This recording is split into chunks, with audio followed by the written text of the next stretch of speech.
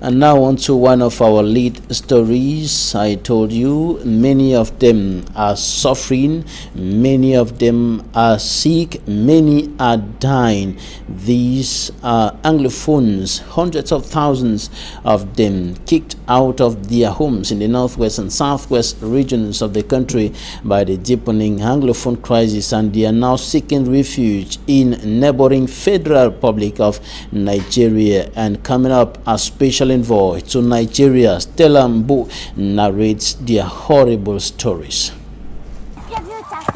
Behind these faces, struggling to survive in the midst of nothing, away from their homeland, are terrible stories of how they got here. I was selling in Bamenda as they burn food market. They burn all my shops. That is, I am just standing with my children. My name is Aga Rachel. I'm a widow. My husband. I am Aga Rachel. I am a widow. I lost my husband in the crisis. I stayed in the bush for 2 weeks before escaping to Nigeria. I was living with a Nigerian called Alaji. He gave me money to send my children to the father because of difficult living conditions. Send transport. Send me to go meet my pa because of ways of living. Despite government's disarmament, demobilization and reintegration move, among other measures, to lay to rest what is today known in the Anglophone regions as the battle for independence, the crisis in these regions has continued to render many hungry and homeless. It is an event that will not be forgotten in a hurry by anyone who lives it. They have continued to count the losses incurred so far. I come from Akoya and I left many things. They burned my bike from Akoya subdivision. Is there. I helped myself through that bike, and I have a house, a 6-room house. Everything has been destroyed. So my farms, I also have a cocoa farm. Everything is over. I just believe that God will take care of the situation. My goats and my cocoa farm have been destroyed. The Agadom refugee camp in Ogoja local government area, Cross River State in the Federal Republic of Nigeria, has been home to thousands of Cameroonians fleeing from insecurity in their homeland. Although they have a place where the fear of being killed by bullets is far from preoccupying them, they are in desperate need for potable water, healthcare, food, education, just to name a few. We are suffering a lot. No food, no place to sleep, and no water. One day we will suffer 4 days.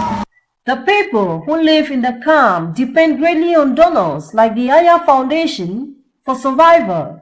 The foundation is a Cameroonian-based non-governmental organization which has been reaching out to refugees as well as internally displaced persons.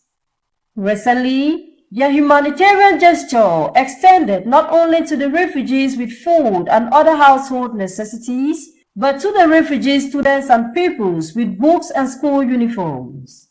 A move appreciated by Mr. Opa Nupong, Principal of Government Technical College, Ogoja. The students need to be on uniform so that we can identify our students.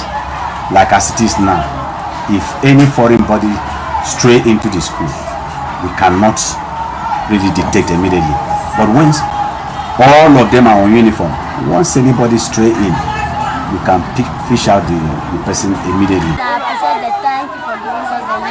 Despite the challenges faced along the road passing within localities during crossfire, the foundation has continued to make these trips. We understand what it takes, we understand what it means for someone to be out of his country with just the clothes he has on him. We understand the comfort in which we find ourselves back home, even amidst the war. However dangerous it is doing what we are doing, we just have to keep coming. But more importantly, they have to get back to the country, and they cannot do that unless there is a call for a ceasefire and the war gets to an end. They are better off back home than here. The Agadom refugee settlement is 1 out of 4 in the Federal Republic of Nigeria, host to thousands of fleeing Cameroonians. The refugee hosting communities are living under the poverty line and in dire need of assistance themselves, as their ability to help is being stretched to the limit.